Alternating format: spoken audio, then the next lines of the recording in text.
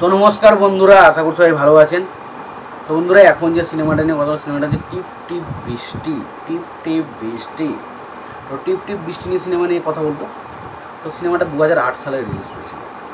এই যে টিপ টিপ বৃষ্টি, এই সিনেমাটা নিয়ে আলোচনা করি, তো সিনেমাটার গল্পটা কেমন, সিনেমাটা কেমন লেগেছে, ভালো নাকি খারাপ, সেই সমস্ত বিষয় নিয়ে আলোচনা করব।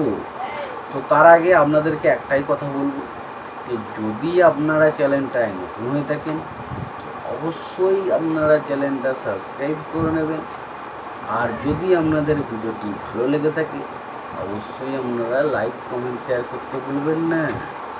তো টিপ টিপ বৃষ্টি এই সিনেমাটা নিয়ে যদি কথা বলি, 2008 সালের সিনেমার পরিচালক হিসেবে কাজ করছেন মোহাম্মদ হান্নান।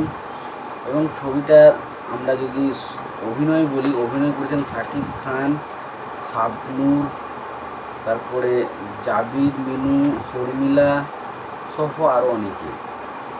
তো এই সিনেমাটা নিয়ে বেশি এখন কথা বলবো। তো সিনেমাটার পরিচালক, প্রযোজক এবং সঙ্গীত পরিচালক হিসেবে কারা কাজ করছে সেই বিষয়টাকে দেখে নিয়ে যায়।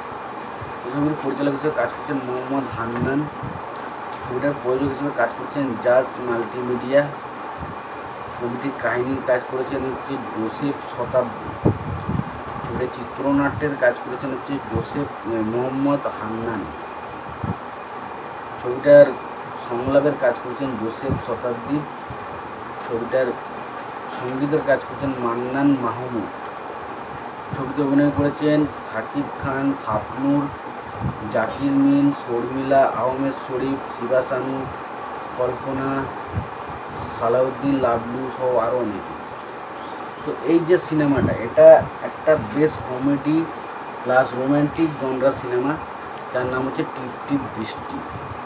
টিপ টিপ বৃষ্টি।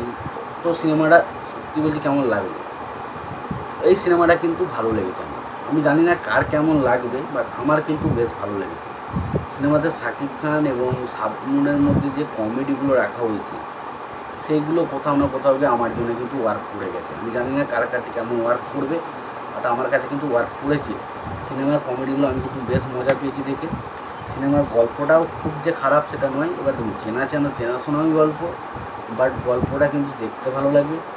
এবং পাশাপাশি আমরা মিজু আহমেদ বলি বা যারা যারা সাপোর্টিং ক্যারেক্টার হিসেবে যারা কাজ করেছে, প্রত্যেকের কাজ কিন্তু খারাপ লাগবে না, যে আপনার যে একদম বোরিং লাগবে, মানুষটাকে একদম বেকার ইউজ করে, সেটা কিন্তু মনে হবে না। ঠিকঠাকই কাজ করেছে।